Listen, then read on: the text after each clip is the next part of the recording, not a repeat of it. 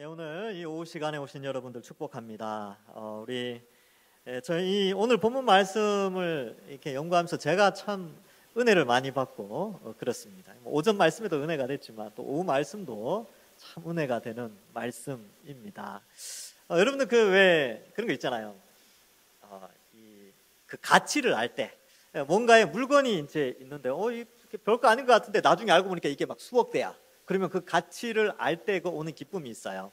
예를 들면 여러분들의 이제 선대에 물려오는 갑옷 같은 게 있는데 겉으로 볼 땐 되게 낡았어요. 되게 낡았고 또 이렇게 뚜껑을 열면 뒤에 경첩 같은 게 떨어져 가지고 아무렇지도 않은데 알고 보니까 이게 옛날 어느 이제 왕 중에 조선시대 왕이 가문에 하사한 선물이야. 그래서 재보니까 이게 검사를 해보니까 막 수억대를 하는 거죠. 그러면 어떻게 됩니까? 깜짝 놀라죠. 그리고 옛날에는 하찮게 보던 그것이 어떻습니까? 그때부터 막 보관하기 시작하고 이제 자랑스럽게 여겨지고 귀하게 여긴단 말이죠. 여러분, 우리 성경 말씀도 그렇습니다. 성경 말씀이 여러분들 이렇게 보면 우리가 생을 살아가는 데 있어서는 참 하찮아 보이기도 하고 그렇게 우리의 삶을 발전시키거나 우리를 행복하게 하거나 그런 게 없어 보이는 것처럼 그런 내용이 별로 없을 것 같은 그냥 이제 천국 가는 길 정도만 제시하는 걸로 우리에게 알려줄 수 있는데 이 성경을 읽고 성경의 내용과 그 성경의 내용에 담겨진 가치를 알 때 오는 감격들이 있어요. 왜 이 말씀을 드리냐면 오늘 우리가 해석하는 이 환상의 내용이 우리가 가진 이 신앙과 우리가 눈으로 보고 있는 이 동산교회 그리고 우리가 신앙생활하고 있는 이것의 아름다움을 굉장히 비유적으로 시적으로 이 환상을 통하여서 우리에게 가르쳐주고 있기 때문에 그렇습니다. 목사님 서론부터 그렇게 멋지게 이야기해서 나중에 내용이 정말 그래야 될 텐데 이렇게 생각하시는 분들이 있는데 저는 그랬어요. 이 본문을 연구하면서 참 행복했습니다. 이 행복을 여러분들과 좀 오늘 이 시간 함께 나눌 텐데 피곤하신 거 제가 압니다. 피곤하시고 밖에는 많이 더운데 안에 들으니까 시원해서 눈이 감길 수도 있어요. 그런데 한 3분만 혹시나 너무 피곤하신 분은 한 3분 정도만 주무시고 오늘 내용은 참 감격적인 내용이니까 함께 이 은혜를 좀 나눴으면 좋겠습니다. 여러분 이 스가랴가 기록될 당시에는요 성전을 다시 지으려고 하는 때예요. 포로에서 돌아왔는데 주변 지역에 있는 사람들이 성전을 짓는 것을 막 방해를 했어요. 그래서 한 16년 동안 성전을 지으려다가 말아버렸습니다. 그리고 다리오라는 왕, 고레스의 사위였던 다리오가 등극하면서 다시 이 고레스의 그 사상을 이어받아서 사위니까 아들이 아니라 사위이기 때문에 선대의 리더십을 존중하고 또 자신의 왕권을 강화하기 위해서 훌륭한 왕이었던 고레스의 업적을 기억하면서 이렇게 하기 위해서 다리오가 그 고레스의 뜻대로 각 나라에 그러한 것들을 좀 세우기를 원했어요. 근데 그 가운데 이 유다의 성전을 세우는 문제가 있었는데 이 여러 나라들이 방해가 있었지만 다리오 왕 때 다리오가 다시 성전을 지을 수 있도록 조서를 내리고 협력을 해줍니다. 하나님의 선한 섭리죠. 그래서 그때 마침 이제 16년 동안 건축이 멈춰져 있었기 때문에 하나님께서 그것을 다시 지을 수 있도록 어떻게 하느냐 하면 학개와 스가랴 이 두 사람을 동시대에 한꺼번에 보냅니다. 보통 이런 경우가 잘 없거든요. 구약의 역사를 보면 선지자가 따로따로 활동을 해요. 이렇게 여기서 이렇게 활동하고 그 선지자가 가면 그 다음 선지자가 등장하고 아니면 일정한 시간의 갭을 지나서 또 다른 선지자를 세우고 그렇게 하는데 희한하게도 성전, 두 번째 성전 수룹바벨 성전을 지을 때는 같은 시대에 같은 장소에 두 명의 선지자를 동시에 보내서 성전을 아주 집중적으로 짓게 하신다는 것입니다. 그래서 학개의 내용은 학개서 1장과 2장을 통해서 잘 기록되어져 있고요. 그 다음에 스가랴에게는 특별하게 하나님이 환상 8가지를 보여주면서 이 성전 건축, 재건축을 하는 것의 의미와 그 찬란함과 그것으로 말미암아 앞으로 도래할 예수 그리스도로 말미암아 완성될 새 성전, 그것에 대한 환상까지도 알려주고 있습니다. 그래서 1차 독자였던 다리오 시대 때 유다 사람들에게 이 본문 말씀이 주는 의미도 굉장히 강했고요. 그 다음에 예수님을 통하여서 신약 시대에 접어든 우리가 이제 2차 독자죠. 우리가 이제 이 본문을 살필 때도 너무나 귀하게 이 본문의 의미를 가지게 됩니다. 그래서 1차 독자들은 야 그래 스가랴가 이런 환상을 하나님이 스가랴를 통해서 이런 환상을 보여주셨듯이 우리가 이제 힘내서 성전을 지어보자라는 동기 유발이 되어지고, 신약 시대를 살아가는 우리도 역시 우리 한 사람 한 사람에게 성령이 오셔서 우리가 성전으로 지어져 가죠. 그러면 우리도 우리 자신을 돌아보면서 혹 우리가 성전을 짓는 이 신앙의 집을 짓는 것에 혹 멈춰져 있는 것은 아닌가라고 생각하면서 이 영광스러운 환상을 통하여 다시 이 신앙을 회복하는 그런 의미가 이 본문에 있다는 것이죠. 자, 그래서 지난 시간에 우리 4장 앞부분을 살폈는데 기억나십니까? 등잔대가 등장하고요. 예, 빛을 내는 거죠. 그 다음에 등잔대를 중심으로 양쪽에 올리브나무, 감람나무 두 그루가 있는 것을 스가랴가 보게 됩니다. 자, 근데 이 등잔대는 성전 안에 있었던 등잔대하고는 달랐어요. 밑에 기름 그릇이 있고 이제 위에는 7개의 등잔이 있는데 각 등잔마다 또 7개의 관이 있어요. 그러니까 이제 기름이 모여 있는 이렇게 이제 기름 그릇에 이제 위로부터 관이 49개가 올라갑니다. 49개의 관이 쭉 올라가면서 7개씩 묶여가지고 7개의 등잔대가 되는 것이죠. 근데 그 옆에 감람나무, 올리브나무 두 그루가 다 있는 거예요. 자, 그 내용에 대해서 살폈고, 또 스룹바벨을 통하여서 하나님이 성전을 짓는다라는 것을 가르쳐주고 있습니다. 3장에는 누가 등장했냐면 요수아 환상이 나왔죠. 근데 4장에서는 스룹바벨과 관련된 환상을 이야기하면서 요수아와 대제사장 여호수아 그리고 총독이었던 스룹바벨, 이 두 대표되는 사람을 통하여서 지금 성전을 짓고 있는 그 의미를 설명하고 있다라는 것을 보여주고 있습니다. 자, 8절에 보면 여호와의 말씀이 또 내게 임하여 이르시되 스룹바벨의 손이 이 성전의 기초를 놓았은즉, 이렇게 기록하고 있습니다. 여러분, 이 스룹바벨이 성전의 기초를 놓은 장면이 나오는데, 물론 이 포로에서 돌아와서 성전을 지으려고 했죠. 그러나 기초석을 놓게 되는 것은 학개서에 나오게 됩니다. 성전을 지으려고 했다가 실패하고 16년이 지나서 기초를 놓는 장면이 학개서 1장 14절과 15절에 나오는데 이렇게 기록되어져 있습니다. 여호와께서 스알디엘의 아들 유다 총독 스룹바벨의 마음과 여도사닥의 아들 대제사장 요수아의 마음과 남은 모든 백성의 마음을 감동시키심에 그들이 와서 만군의 여호와 그들의 하나님의 전공사를 하였으니 그때는 다리오 왕 제2년 6째 달 24일이었더라. 이렇게 되어 있죠. 성전 건축이 다리오 왕 2년 6월 24일 날 시작되었고요. 나중에 이 성전을 기초석을 놓게 되는데 그때 사람들이 볼 때는 참 보잘것이 없었어요. 이 내용은 학개서 2장에 보면 그 솔로몬의 성전을 본 사람들이 돌아와서 스룹바벨 성전의 기초석을 놓고 막 우는 장면이 나와요. 너무 초라하니까. 그런 장면이 나오지만 어쨌든 스룹바벨을 통하여 기초가 놓여졌다라는 것을 말해주고 있습니다. 기초를 놓았은즉 그의 손이 또한 그 일을 마치리라, 이렇게 기록하고 있죠. 이 성전이 다리오 왕 2년 6월 24일에 세워지는데 이게 언제 마무리가 되느냐? 에스라 6장 15절에 보면 이 내용이 나와요. 다리오 왕 제6년 아달월 3일에 성전 일을 끝내니라. 4년 걸렸습니다.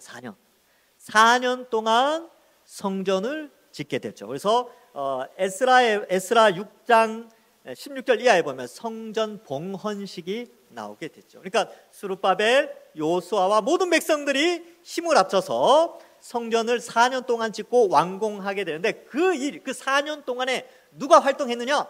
학개와 스가랴가 백성들의 마음을 움직이게 되는데 하나님이 계시의 말씀을 주셔서 성전을 짓게 하신다는 것입니다. 그런데 신약시대에 와서는 결국은 예수 그리스도를 통하여 새로운 성전이 지어지죠. 여러분, 이 스룹바벨 성전은 나중에 헤롯이 증개축을 합니다. 증축과 개축과 리모델링 공사를 하게 돼요. 그러나 여전히 그 예수님 시대 때 있었던 성전은 여전히 스룹바벨 성전이라고 표현합니다. 근데 로마가 침공을 해서 AD 70년에 다 없어졌어요. 다. 돌 위에 돌 하나 남지 않았습니다. 성전 자체는 없어져 버렸어요. 성벽은 한쪽 면은 남아있긴 한데 성전은 아예 없어졌어요.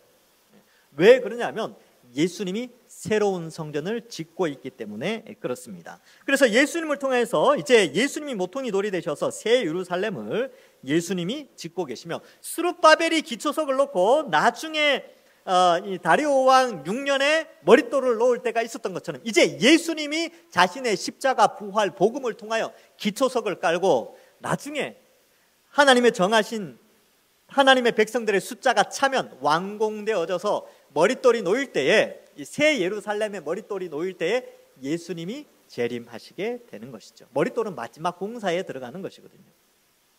그래서 그렇게 이제 완공이 되는 거예요. 그러니까 우리는 2차 독자 입장에서, 1차 독자들은 처음 이 계시를 읽었던 스가랴 시대 때의 사람들은 스룹바벨을 통하여서 하나님이 이제 성전을 완공하시겠구나라는 관점을 가졌다면, 신약 시대를 살아가는 우리는 이제 예수님을 통하여 스룹바벨의 후손으로 오시죠. 그래서 마태복음 1장에 보면 그 예수님의 족보에 스룹바벨이 있어요. 그래서 스룹바벨은 예수님을 상징하는 인물로, 다윗이 예수님을 상징하는 인물로 묘사되었듯이 다윗의 후손 중에 스룹바벨이 있었고, 그 스룹바벨의 후손으로 예수님이 오시게 되는데, 그 예수님이 완전한 새 예루살렘, 그것을 지금 예수님을 통하여서 이제 지어져 가고 있는 상태입니다. 그래서 지금도 그 두 번째 성전이었던 스룹바벨 성전은 4년 만에 완공되었죠. 그리고 나중에 헤롯을 통하여 40년 동안 리모델링 공사가 되어집니다. 그러나 이제 예수님이 짓는 성전은요, 이제 2000년 동안 지어져 왔어요. 앞으로 얼만큼 더 지어질지 모르지만 언젠가 머릿돌이 놓일 때가 있다는 것이죠. 그때는 바로 머릿돌이 놓이면 예수님이 재림하시게 되는 것입니다. 자, 그런 의미가 있고요. 두 번째로 우리가 좀 생각해 봐야 될 것은, 예루살렘 성은 거룩한 성이에요. 요한계시록에 보면 우리 예수님을 통하여 지어져가는 우리는 이 성으로서 거룩한 성 예루살렘, 성전 혹은 성, 도시 뭐 이런 개념이 있는데, 세상은요 큰 성 바벨론이라고 표현을 해요. 그렇게 되어 있죠. 그래서 우리는 거룩한 자들로 세워지지만 세상은 규모에 의해서 확대되어지고 크게 되죠. 그러나 우리는 그 바벨론에 속한 자가 아니라 예루살렘에 속한 자이라는 것을 다시 한번 좀 기억하고 또 한번 넘어가 보도록 하겠습니다. 자, 이제 본문으로 다시 돌아가서, 그 일을 마치리라 하셨나니 만군의 여호와께서 나를 너희에게 보내신 줄을 네가 알리라 라고 되어 있지만 사실 너희가 알리라, 이스라엘 백성들에게 하신 말씀이죠. 그러면 지금 성전을 짓고 있단 말이죠. 짓고 있는데 하나님이 스가랴를 통하여서 반드시 이 일을 스룹바벨의 손을 통하여서 성전 짓는 일이 맞춰진다라고 약속을 하신 거예요. 얼마나 위로가 되겠습니까? 그러니까 야, 이거 언제 다 지어지냐? 벌써 뭐 3년이 지났어. 1년이 지나고 2년이 지나고 3년이 지나고 이거 언제 다 짓느냐 하는데 스가랴가 이거 스룹바벨 손으로 완공돼 라고 하나님이 말씀하셨어, 이렇게 이제 전달을 하는 것이죠. 그러면 백성들이 무슨 생각할까요? 야, 스룹바벨이 살아있을 때 성전이 완공된다고 하니까 우리 열심히 짓자라고 하겠지요.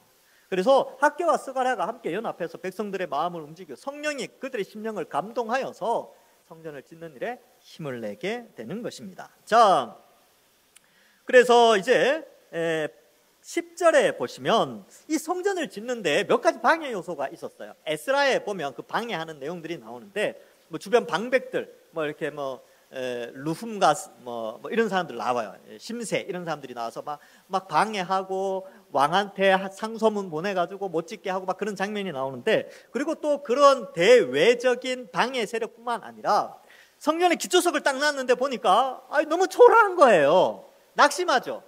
그리고 또 성전을 짓기 전에 사람들이 어땠냐면 항상 우선순위가 자기들한테 있었어요. 성전은 나중에 진짜, 왜냐하면 대외적으로도 어렵고 경제적으로도 어렵고 이 성전 짓기가 힘든데 우리가 언제 성전 짓고 앉아 있느냐. 그냥 우리는 이 규모로 봤을 때도 너무나 초라하고 또 지금 내 삶이 너무 척박하니까 이 우선순위를 성전 짓는 것보다 자기 삶으로 좀 끌어들이는 그런 경향이 있었습니다. 자, 그래서 이 작은 일의 날이라고 표현하면서 멸시하는 자들, 주변 대외적인 것뿐만 아니라 대내적으로는 우선순위가 바뀌어져 있는 그들에게 이제 이 말씀을 하는 것이죠. 야, 스룹바벨의 손에 다림줄이 있다. 이 말은 스룹바벨이 여전히 건축하는 일에 힘을 내고 있다는 것이죠. 그러니까 이것을 바라보고 용기 잃지 말고 성전을 건축하는 일에 힘써라 라고 하는 것이 여기에 나오는 것이지요. 그래서 작은 일이라고 하지만 작은 일이 아니에요. 이 작은 일 때문에 어떤 일이 벌어지느냐, 앞에 7절에 보면 그런 말씀이 나옵니다. 큰 산아 네가 무엇이냐? 네가 스룹바벨 앞에서 평지가 되리라. 작은 일, 성전을, 스룹바벨이 다림줄을 들고 성전을 짓는 것이 작은 일처럼 보이느냐? 그 작은 일로 말미암아 저 큰 산이 평지가 되어진다라는 것을 표현하고 있는 것이죠. 많은 사람들이 성전을 짓는 것이 무슨 의미가 있느냐? 이 시대가 변했다. 페르시아가 지배하고, 이전에는 바벨론이 지배했지만 지금 페르시아가 지배하고, 우리가 지금 하나님을 섬길 때가 아니라 이 세상의 정치의 흐름에 맞게 살아가야 된다, 이렇게 판단할 수도 있었고요. 또 성전을 짓는 것이 너무 초라했고, 예전에 성전 지어봤자 우리가 다 포로로 잡혀가고 전쟁에서도 지고 그랬는데 이 성전이 정말 필요하냐, 이렇게 생각할 수도 있단 말이죠. 작은 일이라고 판단하면 그렇습니다. 그런데 하나님은 이 일이 어떤 일이냐면 큰 산을 평지로 만들어버리는 일이라는 거예요.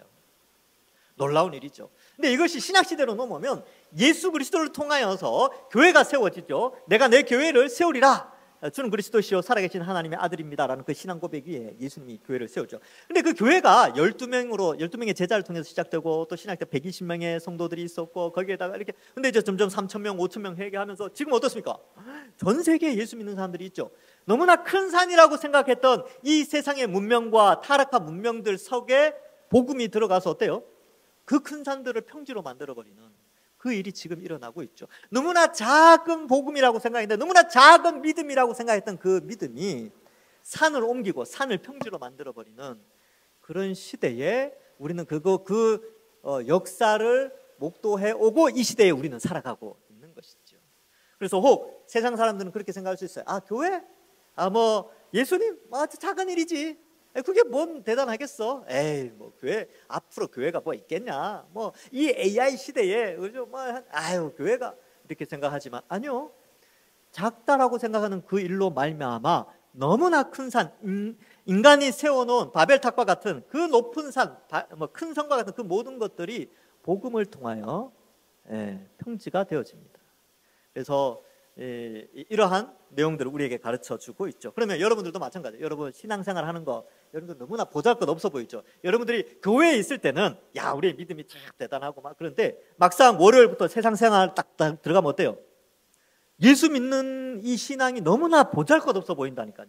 너무나 작은 일처럼 보이고, 내가 내 신앙을 세우고 내가 새 예루살렘 성전의 일부로서 세워지고 믿음이 세워지고 있다는 이 일이 너무나 작고 초라해 보인다는 것입니다. 그런데 그 작은 신앙이요, 큰 산을 옮기는, 평지로 만드는 그 엄청난 가치가 있다는 것을 우리에게 말씀해 줍니다. 왜냐하면 우리 속에 예수님께서 성령을 보내어 주셔서 성령이 말씀을 통하여 우리를 통하여 복음을 전하고 하나님의 영광을 드러내는 그 일에 우리를 사용하고 있기 때문에 그렇습니다.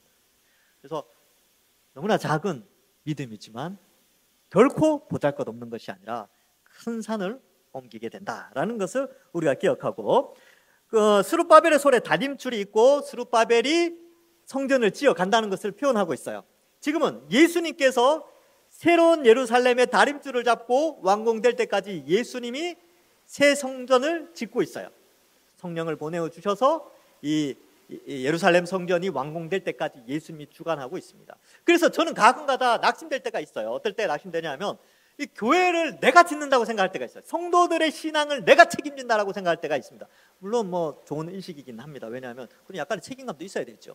근데 그게 잘못하면, 어떤 사람이 믿음이 잘하면 그게 내가 잘해서 그렇다라고 생각할 수 있잖아요. 그럼 교만해지는 거예요. 아니요.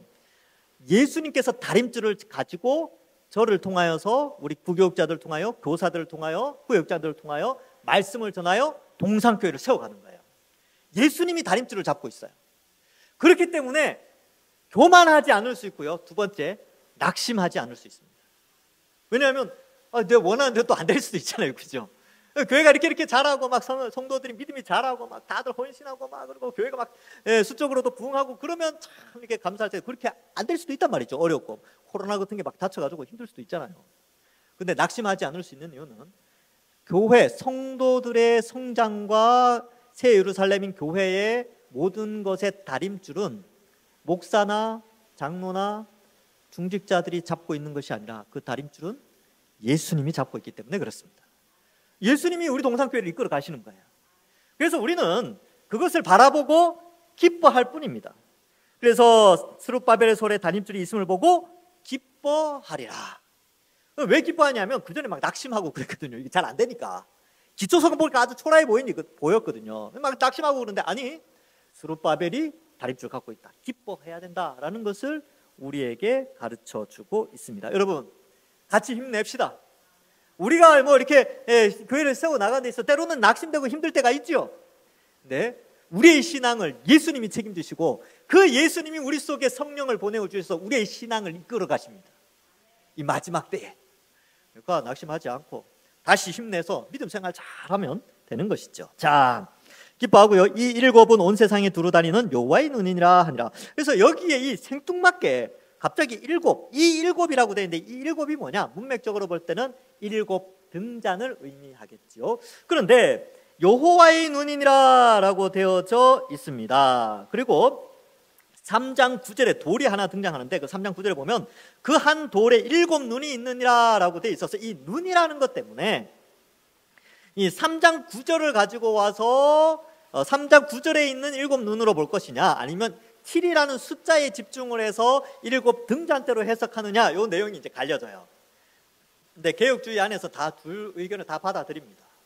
둘 다 이제 의미가 있기 때문에 그렇죠. 근데 문맥적으로 문학적으로 볼 때는 일곱 등잔과 가까운 문맥으로 되어 있으니까 일곱 등잔으로 해석하는 것이 조금 더 대세를 이루고 있습니다. 저는 둘 다 괜찮다고 생각을 해요. 어쨌든 다 이 일곱이라는 숫자는 완전한 숫자를 의미하고 여기 나오는 일곱은 어쨌든 여호와의 눈, 온 세상을 두루 다니는 여호와의 눈이다라고 표현하고 있기 때문에 그렇습니다. 자, 그러면 이 일곱 눈에 대해서, 일곱 등잔에 대해서 좀 해석을 할 필요가 있는데 여기에 보면 온 세상에 두루 다니는 이런 표현이 나오죠.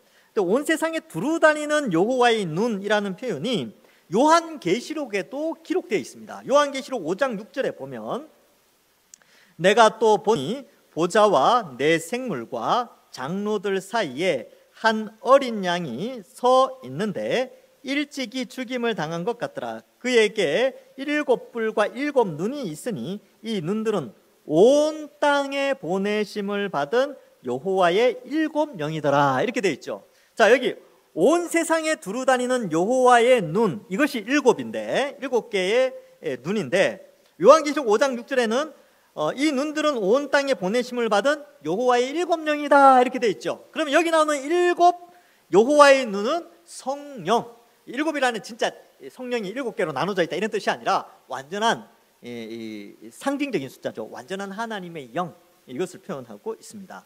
그래서 이 성령 하나님께서 지금 스룹바벨과 함께 성전을 지어져 가도록 하신다는 것입니다. 그래서 학개서에는요, 이 성령이 스룹바벨과 여호수아와 모든 사람들의 마음의 감동, 스파크를 일으키셔서 성전을 짓게 한다라는 장면이 이 학개서 1장과 2장에 보면 나옵니다. 자, 그래서 이 일곱은 성령을 의미하며 앞에 나오는 등잔대와 연결되어져 있습니다. 그런데 제가 이제 전 시간에 이 일곱 등잔대를 뭐로 설명했냐면 교회로 설명을 했어요. 근데 여기에서는 어떻게 해요? 또 성령으로 설명을 하죠. 그러면 일곱 등잔대가 이게 교회입니까? 성령입니까? 이렇게 이해할 수가, 이렇게 나누어서 생각할 수 있는데 아니요. 교회이면서 성령이 역사하시는 통로입니다. 그래서 성령이 교회를 통하여 세상에 빛을 발하기 때문에 교회로도 해석하지만 또한 성령으로도 해석을 하는 것이죠. 성령이 말씀을 통하여 교회에서 하나님의 영광의 빛을 드러내는 그러한 것들을 묘사하고 있다라고 이해하면 좋습니다. 요한계시록 1장 20절에 이런 말씀이 나옵니다. 네가 본 것은 내 오른손에 일곱 별의 비밀과 또 일곱 금 촛대라. 일곱 별은 일곱 교회의 사자요 일곱 촛대는 일곱 교회니라. 이렇게 되어 있죠. 그러니까 일곱 촛대, 이 금잔대인데, 이 등잔대인데 이 등잔대는 교회다라고 또 해석을 해요. 근데 이 교회가 성령의 보내심, 일곱 영이 활동하시는 것과 연결되어져 있다는 것이죠. 그래서 일곱 교회의 일곱 영, 성령이, 그러니까 모든 교회에 성령이 역사하여 빛을 발하는 것을 이 환상을 통하여 시각적으로 우리에게 알려주고 있습니다. 그렇다면 여러분, 지금 이제 온 세상에 있는 교회가 7교회예요. 그리고 이 지구상에 흩어져 있는 모든 진리를 수호하고 영혼을 구원하는 참된 교회는 바로 7금초대에 해당되는 7금등잔대에 해당되는 자들입니다. 근데 그 가운데서 성령이 역사하시죠. 7영이라고 되어 있으니까 완전한 성령께서 그 모든 교회들 가운데 역사하여 빛을 나타내고 있습니다. 그것을 우리는 보고 있는 것이지요. 물론 1차 독자들이었던 이 당대의 사람들은 이거 잘 여기까지 생각을 다 하지는 못했겠죠. 그러나 그들에게 있어서 눈에 보이는 건물 성전을 짓는 것과 그 건물 성전을 지을 때 성령이 그들과 함께 한다는 정도는 알고 있었겠지만, 신약 시대를 살아가는 우리에게는 이제 온 세상의 교회에 하나님께서 예수님께서 성령 하나님을 보내어서 온 세상에 두루두루 성령을 보내어 주셔서 하나님의 백성들을 불러 모으시는 것을 미리 이 환상을 통해서 보여주고 있는 것입니다. 동산교회는 어떻습니까? 동산교회도 성령을 보내어 주셔서 성령이 우리 속에서 말씀을 통하여 역사하여 복음의 영광, 예수 그리스도의 십자가의 영광, 하나님의 그 크신 사랑을 교회가 세상에 빛을 나타내듯이 전하라고 성령이 역사하고 있는 것입니다. 그러니까 여러분, 이 교회를 단순하게 그냥 잠깐 왔다가 가는 이런 장소적인 개념이 아니라 우리를 어떻게 하나님이 이끌어 가시는가, 이런 것들을 잘 생각해 봐야 돼요. 그렇다면 우리 한 사람 한 사람이 너무나 소중한 사람이에요. 그죠? 좌우에 계신 분들이 보통 분들이 아니에요. 성령이 우리 좌우에 계신 분들, 그리고 나와 좌우에 계신 분들을 통하여서 하나님의 복음의 빛을 드러내는 수단으로 성령이 역사하는 통로로 우리를 사용하시는 거죠. 그렇게 2000년 기독교 역사 속에 이 성령이, 하나님이, 또 예수님이 성령 하나님께서 그렇게 교회를 통하여 역사해 오셨습니다. 자, 그래서 이렇게 이 7이라고 했을 때는 성령께서 교회를 통하여서 일하시는 그러한 것을 이런 환상을 통해서 묘사하고 있다라고 신약 시대에는 이해할 수 있습니다. 그런데 11절 이하에서는요, 이제 이 스가랴가 이 환상을 조금 더 자세히 봤어요. 자, 앞에서 제가 그렇게 설명했죠. 여러분들 머릿속에 그려보세요. 가운데 등잔대가 있어요. 그렇죠? 밑에 기름 그릇이 있고 기름을 담는 그릇이 있죠. 기름을 통해서 관이 49개가 올라가서 7개씩 모여서 7개의 불빛을 드러낸단 말이죠. 양옆에 올리브 나무가 있어요. 근데 스가랴가 자세히 더 봤어요. 자세히. 조금 더 자세히 보니까 다른 게 딱 등장하는 거예요. 자, 그래서 다른 게 뭐가 등장하느냐? 11절에 보니까 내가 그에게 물어 이르되 등잔대 좌우에 두 감람나무는 무슨 뜻이니까 하고, 요거는 이제 앞에서 봤던 거예요. 근데 일단 감람나무가 무슨 의미입니까? 첫 번째 질문이죠. 두 번째 질문이 또 등장합니다. 다시 그에게 물어 이르되 금기름을 흘리는 두 금관 옆에 있는 이 감람나무 두 가지는 무슨 뜻이니까? 자, 감람나무를 봤어요. 그 감람나무가 뭡니까? 라고 질문했는데 조금 더 자세히 보니까 감람나무에 두 가지가 나온단 말이죠. 가지가 이렇게 나오면서 두 관, 금으로 된 두 관으로 기름이 이 등대로 들어가는 거예요. 이게 환상인데 잘 보세요. 올리브 나무 두 개가 있단 말이죠. 근데 올리브 기름이 그 두 가지가 쫙 뻗어 나와서, 가지가 이렇게 뻗어 나와서요, 금관을 통하여 금등대, 자꾸 헷갈리네 말이. 금등대 밑에 있는 그릇에 금관을 통하여 금기름이 계속 들어가고 있는 거예요. 이게 생각만 해도 번쩍번쩍하네요. 네. 기름이 들어가고 있는 거예요. 자세히 보니까 그 장면이 있는 거죠. 스가랴가 그걸 질문하는 거예요. 이게 뭔지 모르겠습니다. 가르쳐 주십시오. 이 말을 하고 있는 것이지요. 그래서 여러분 더 자세히 보면서 자꾸 질문을 하는데, 이런 걸 보면 이 스가랴가 환상을 대충 보지 않았어요. 아주 꼼꼼하게 자세히 보았죠. 즉 하나님의 계시에 대한 관심, 상세하게 살펴보고 궁금한 거는 질문하고 있습니다. 이 자세를 우리가 배워야 되는데, 총신신학대학원에 지금은 은퇴하셔서 이제 계시는 우리 김희보 교수님이라고, 이분이 선지서 전공 교수님입니다. 저도 그분한테서 배우지는 못하였는데 그분이 쓴 책에 보니까 이 부분을 이제 그분이 해석을 하면서 계시에 접촉된 자가 계시를 살필 때는 이 스가랴처럼 자세히 봐야 된다는 거예요. 자세히. 그래서 이렇게 기록하고 있습니다. 더욱 세밀하게 알아야 한다. 더 자세히 보니 두 가지가 보이고 두 금관이 보이는 것이다. 탐구하는 자에게 진리의 문은 열리는 것이 없다. 이렇게 이제 기록하고 있어요. 이 부분을 해석하면서. 그래서 말씀을 탐구하고 성경을 읽으면서 탐구하는 자에게는 어떻게 해요? 진리의 문이 열려지게 된다. 이렇게 표현하고 있죠. 아주 멋진 표현이라서 제가 좀 갖고 왔습니다. 여러분 성경을 읽을 때요, 그냥 숙제하듯이 읽지 마세요. 하루 석 장 읽고 뭐 5장 읽어야 되니까 얼른 읽어야지 막 그렇게 읽고 뭐 1분 만에 땡 뭐 이렇게 그렇게 하지 말고 어차피 읽는 거 조금 관심 있게 조금 정독하듯이 그렇게 한번 읽어보자는 거예요. 그렇게 읽어보면 전에 보이지 않던 것이 눈에 보인다는 거예요. 1독할 때와 2독할 때와 3독할 때가 다르다는 거예요. 네, 그래서 이런 걸 통하여서 진리의 계시의 말씀을 조금 더 가까이 접촉하면서 자세히 보는 자세를 가질 필요가 있다라는 것입니다. 자, 어쨌든 이제 그런 질문을 하게 되지요. 그래서 자, 올리브 나무에서 기름이 이제 두 가지를 통하여서 금관을 통하여 밑에 금그릇에 담기게 돼요. 그럼 그 금그릇에서 49개의 관을 통하여 등잔대로 올라가고 7개의 등잔대에 불이 쫙 비춰지는 이 장면인데, 이것이 바로 하나님이 하나님의 백성들, 하나님의 나라를 이끌어가는, 주님 다시 오실 때까지 이끌어가는 방식을 이 환상을 통해서 보여주는 겁니다. 바로 기름, 성령의 역사하심이 교회로 흘러 들어가서 그 교회가 빛을 발하고 있는 것인데, 이 장면을 한번 생각해 보세요. 다 금으로 돼 있어요. 이거 생각, 몇 돈이 될까 이런 거 생각하지 말고, 보면서 와 찬란하다, 우와 멋있다. 근데 이게 시각적으로 이렇게 보여주는데, 영적인 눈을 보면 지금 우리 동산교회에서 이 일이 일어나고 있는 것이죠. 성령이 우리 속에 흘러 들어와서 복음을 전파하고 복음의 영광의 빛을 드러내는 그러한 교회, 너무나 아름다운 교회의 모습을 표현하고 있는 것입니다. 그래서 이러한 것을 바라보면서 가는데, 여기 보면 이제 13절에 답이 나오죠. 그가 내게 대답하여 이르되 네가 이것이 무엇인지 알지 못하냐 하는지라. 그래서 내가 대답하되 네, 알지 못하겠습니다. 솔직하죠, 그죠?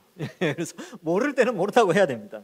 이르되 이는 기름 부음 받은 자들 둘이니 온 세상의 주 앞에 서 있는 자니라 하더라. 그래서 지금 두 감람나무는 기름 부음 받은 자 둘인데, 여기에서는 스룹바벨과 요수아예요. 대제사장 요수아. 그래서 이 메시지를 전달함으로써 그 당대의 사람들에게 성전 건축에 대한 동기유발을 아주 강하게 일으킵니다.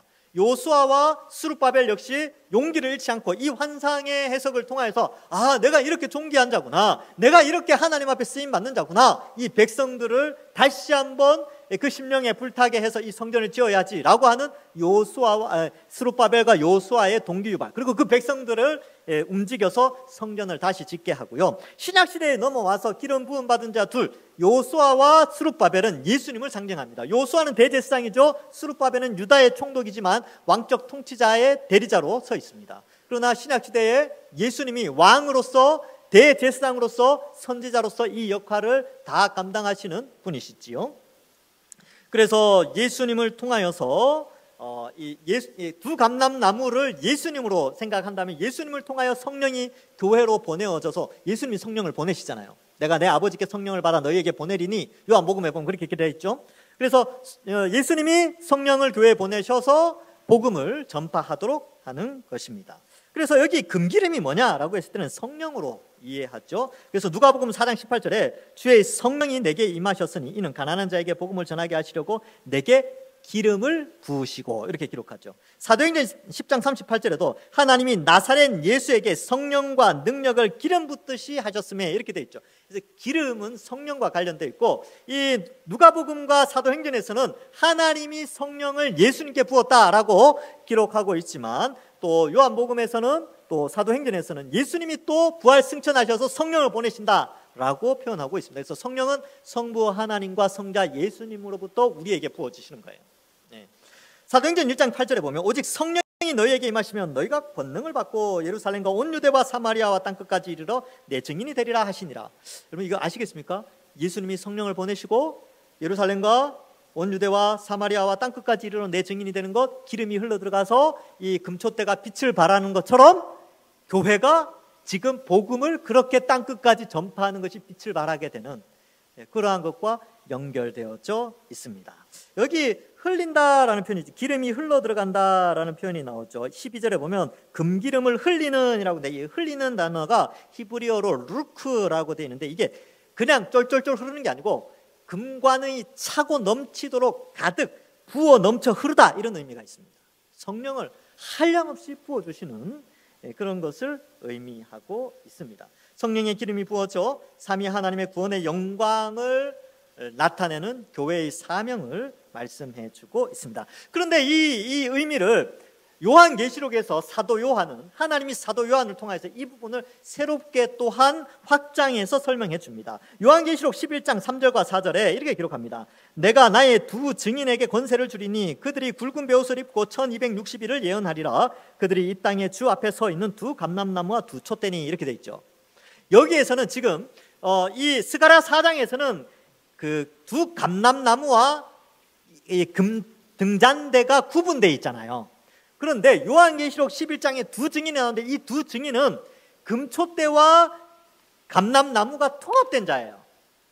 왜냐하면 예수 그리스도 때문에 그렇습니다.